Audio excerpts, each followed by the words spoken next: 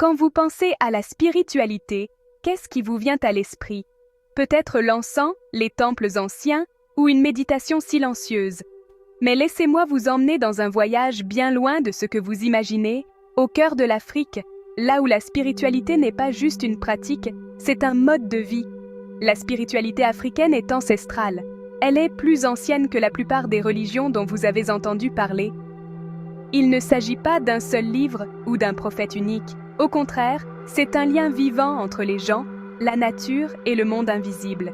Imaginez-vous vous réveiller chaque jour, sachant que les esprits de vos ancêtres marchent avec vous, guidant vos choix et protégeant votre chemin. C'est le cœur de nombreuses croyances africaines, honorer ceux qui nous ont précédés. Mais il y a tellement de mythes qui circulent. Certaines personnes pensent que la spiritualité africaine n'est qu'une question de magie ou qu'elle est dangereuse. Mais la vérité, c'est une question d'harmonie, de respect pour la terre, de communauté. Dans les traditions Yoruba, par exemple, les gens se connectent aux orishas, des êtres spirituels qui représentent des éléments comme l'eau, le vent et le feu. Ce ne sont pas juste des dieux à vénérer, ce sont des amis, des enseignants et parfois des alliés espiègles. Parlons des rituels. En Afrique, les rituels ne sont pas cachés. Ils sont chantés, dansés et célébrés au grand jour. Les tambours battent, les pieds frappent le sol et les voix s'élèvent vers le ciel. Chaque mouvement, chaque mot est une façon de se connecter avec le monde au-delà de ce que nous voyons. Mais voici le vrai secret. La spiritualité africaine est une question d'équilibre.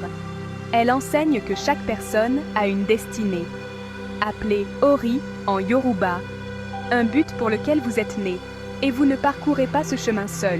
Vous avez des ancêtres, des esprits et toute votre communauté à vos côtés. Et l'héritage?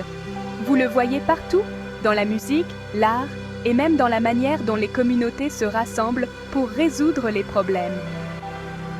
C'est une spiritualité qui a survécu au colonialisme, à l'oppression et à des siècles de changements.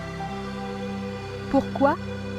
Parce qu'elle est flexible, puissante et profondément enracinée dans l'amour de l'esprit humain. Alors, la prochaine fois que vous entendrez parler de spiritualité africaine, souvenez-vous, ce ne sont pas seulement des rituels ou des mythes. C'est une tradition vivante et respirante qui honore la vie elle-même. Peut-être que le plus grand secret est celui-ci. Le monde spirituel est plus proche que vous ne le pensez. Parfois, il est juste là avec vous à chaque respiration, chaque battement de cœur et chaque histoire transmise de génération en génération.